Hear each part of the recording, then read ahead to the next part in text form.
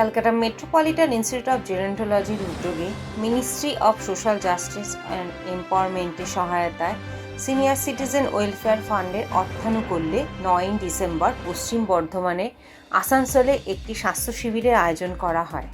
আসানসোলের প্রান্তিক অঞ্চলে যেসব প্রবীণ নাগরিকরা রয়েছেন, যাদের মধ্যে স্বাস্থ্য সচেতনতা খুবই কম, তাদের জন্যই এই স্বাস্থ্য শিবিরের আয়োজন করা হয়েছিল। আমরা আজকে এসেছি এইখানকার অবস্থাটা দেখতে, কন্ডিশন দেখতে। জাস্ট একটা প্রিলিমিনারি আমরা হেলথ ক্যাম্প করছি। হেলথ ক্যাম্প করে আমরা কিছু সাজেশন দেবো, কিছু মেথোডোলজি দেবো, কিছু একটা আমরা বার করবো, বার করে তারপরে আমরা আজকের দিনটা কমপ্লিট করবো। কিন্তু এরপরে আমরা আবার নাম পরিচয় অফকোর্স আমার নাম Ipsit Chakraborty, project director CMIG RRTC ageing. এই শিবিরে অভিজ্ঞ চিকিৎসক দ্বারা প্রবীণ নাগরিকদের স্বাস্থ্য পরীক্ষা ছাড়াও ছিল মধ্যাহ্নভোজের আয়োজন। এই উপলক্ষে এলাকার প্রবীণ নাগরিকদের উপস্থিতি ছিল উল্লেখযোগ্য।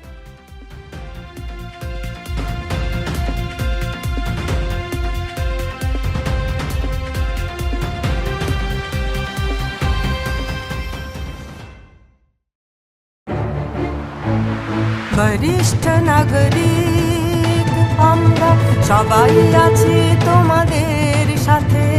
বরিষ্ঠ নাগরিক আমরা সবাই আছি তোমাদের সাথে।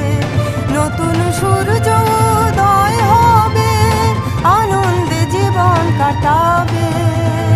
বরিষ্ঠ নাগরিক আমরা সবাই আছি